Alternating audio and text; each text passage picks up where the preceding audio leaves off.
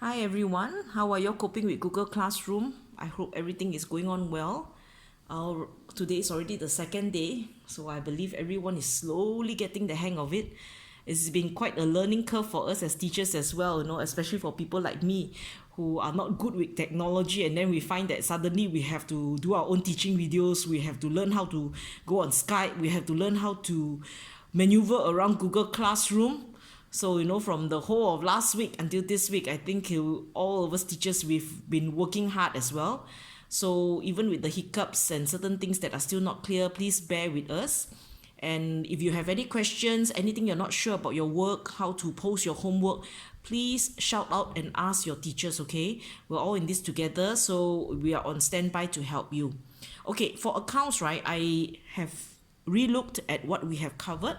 I just want to be clear and recap with everyone here so that we are on the same track. Basically, we have covered chapter 1, 2, 3, 4. We have done all the questions in the textbook. Then you see chapter 5, petty cash book, chapter 6, business documents, chapter 7, books of prime entry. We will leave these chapters for now because I know you all did a bit of learning about it on grade 8. And I feel that if I were to tackle these chapters now, maybe you all will find it boring. So for today, we will quickly move on to chapter 8 on income statement. As most of you have requested, I am going to do a revision on chapter 8. Then you all can start tackling your questions in the textbook. Okay, so just now we say that we have learned about double entries in T accounts, right? Remember, and from these double entries, the accountant would actually balance all the T accounts during the month end or year end. And from these balances, they can then create a trial balance.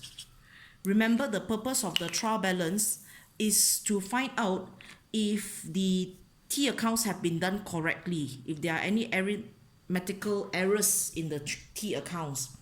Now, with the figures in the trial balance, the accountant can then do the financial statements. Basically, there are two financial statements.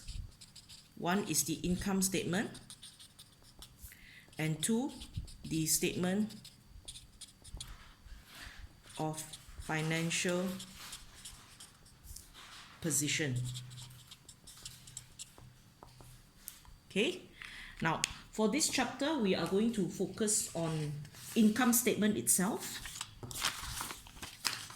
Firstly, when we talk about income statement, what is the purpose of the income statement? The purpose of the income statement is so that the company can find out whether they made a profit or a loss for the period or for the month or for the year. So firstly, the heading of the income statement should be income statement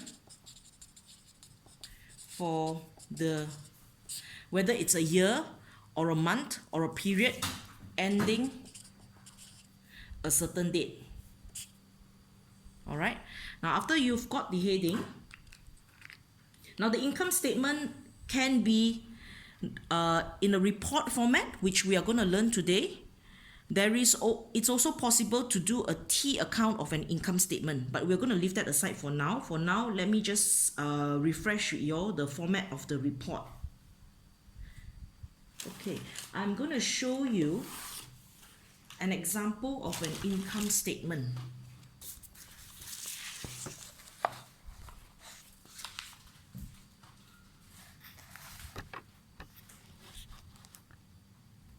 Okay, this is the income statement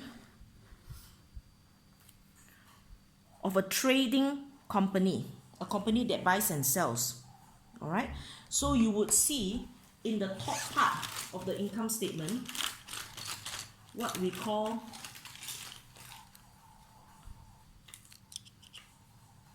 this whole part here, up until the gross profit. That's what we call the trading section. of the income statement. And the bottom part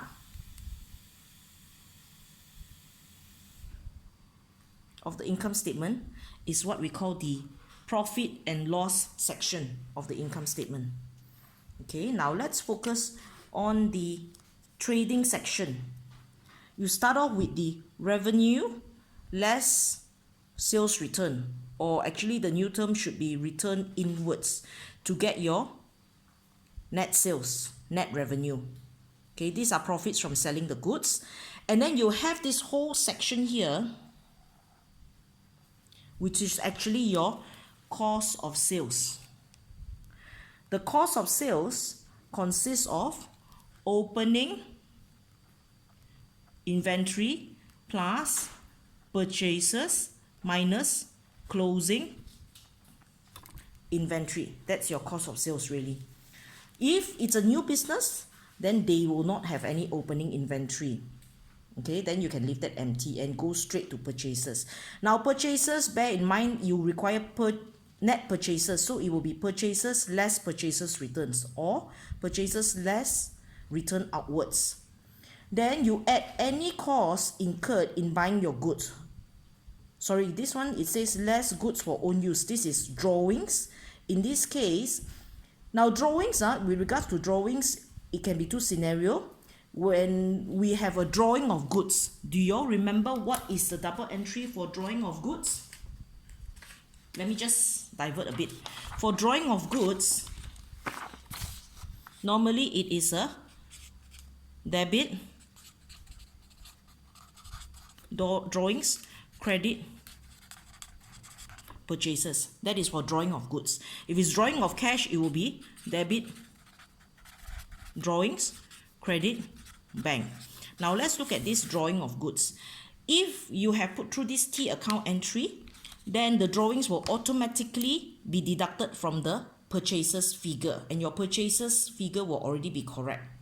But let's say the owner withdraws goods after the year end, and that drawings was not recorded in the purchases figure, then that's where, like in this case, they state here less goods for own use. This is really drawings that they minus out from the purchases figure. Do you understand? If you don't understand, in your Google Classroom or in the WhatsApp group, you can continue to ask me questions on this. Now, come back to this. So just now we say for cost of sales, it's opening inventory, if there is opening inventory, plus the purchases figure. So purchases will be the net purchases, okay, less drawings, plus any cost related to buying the goods. So what are the other costs related to buying the goods? These are all the costs included in your cost of sales. Okay, so you would include, let's say, import duties. If you have imported the goods and you have to pay import duties, you can include packing fees. If part of the purchases you have to pay for packing fees, you can include carriage inwards. Carriage inwards is really your transport costs relating to buying the goods. Okay, so so in this case they have one cost on the purchases, which is carriage inwards. So they added up all this, so it's opening inventory plus purchases opening inventory is here, purchases, net purchases, purchases less purchases return, then you get net purchases less drawings, add whatever cost related to the purchases, then you get a total purchase cost. Clear? So it's opening inventory plus total purchase cost less closing inventory. Then this is your cost of sales figure. Do you understand? So if back here, this is my net sales figure, my net revenue figure, minus this cost of sales figure, I get either a gross profit if it's a positive figure, but if it's a negative figure, then it's a gross loss. I hope you are clear up to this point. You can take some time to look at this. So this whole thing is the trading section of the income statement. Now, for a service business where the company does not sell any goods, like hair salon, what else? Purely service-oriented business, hair salon is one I can think of at the moment.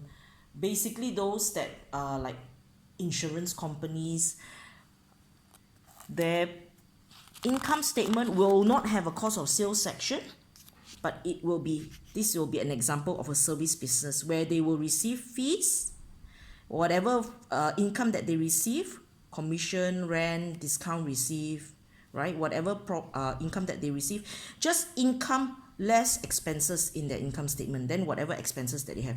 They don't have inventory, they don't have cost of sales. So that is a service business. Okay, back to a trading business where they sell goods. So up to here, when we've done our trading section, then you go on to add other income. So your other income can be discount received, rent received, commission received. And then over here, they also have profit on disposal of non-current assets, reduction in provision for doubtful debts. You've not covered these two, so don't worry too much about these two. Just add whatever other income less expenses. Then you come to your bottom line, which is profit from operations. Okay, don't worry about this as well because you have not covered this. So again, let me recap the sections for a trading company. The income statement sections for a trading company would be, you have your net revenue section where you have your sales less your sales return, then you get this figure, right? Less your cost of sales section, that's where you have your opening inventory plus purchases less closing inventory, then you get this figure. So you take your sales less your cost of sales, then at this point that's where you get your gross profit or gross loss if it's a negative figure. Then from here you add income, other income. So whatever income that you have, you list it down here, whether it's rent, discount, commission, whatever. You have a subtotal of other income, then another subtotal here, then only you less expenses. And again, your expenses you will list down whatever expenses that the question gives you, get your total expenses figure, and you less it from this subtotal figure on top. And you will have this final figure, which is either your your profit for the year, or it could be a loss for the year if it's a negative figure. Remember, for negative figure or where we have to minus the figure, I always put a bracket. That is an accounting rule. Okay, I hope this is clear. Any questions on this, please ask me. We will look at the horizontal format now. I'm going to show you an example of the horizontal format. Just give me a moment. Okay, so in your textbook, on page what page is this? This is page 98. This is a horizontal format of the income statement. And you can see in the horizontal format, this part here is really your cost of sales. Okay, this whole part is your cost of sales. Now this is only the trading section, and this part here is your sales. So sales minus cost of sales, and in this case, your cost of sales is 65,000, where else your net sales is 94. So obviously sales more than cost of sales, you get a gross profit. So gross profit of 29,000 plus. And so horizontal format, you will have the two balances like this. Just take time, flip through your textbook and have a look at it.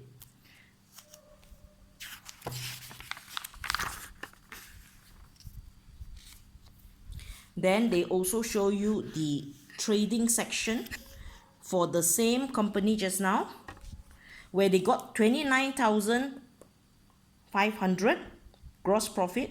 Then they add the other income. Oh, sorry, I shouldn't confuse you. This is actually a continuation in a vertical format. Let me see. Okay, the horizontal format is the one here, up here. Sorry, this is from your textbook, page 100. You can go in and have a look. Let me just adjust the camera. Okay, can you see? Okay, this is the horizontal format for the income section, for the P&L section of the income statement. So with the gross, oh my goodness, hold on now, let me just detach the phone. Okay, now with the, do you see with the gross figure, okay, they add on other income on this side, and then they list out all the expenses on the debit side, and the debit side less than the credit side in this case, so they get a profit for the year figure 13,009, and they add up and balance out the two. So this is the horizontal format. Okay guys, so I've just taken you through the main framework of the income statement. I think you all can attempt your chapter 8 questions. You can start asking questions if you have any problem. If not, please do chapter 8 questions, all the questions inside chapter 8, and it will be due on Monday. Can you do your work in your exercise book and then snapshot the pages and submit it to me on Google Classroom? Let me know if you have any problems. Thanks guys, and have a great day. Thanks.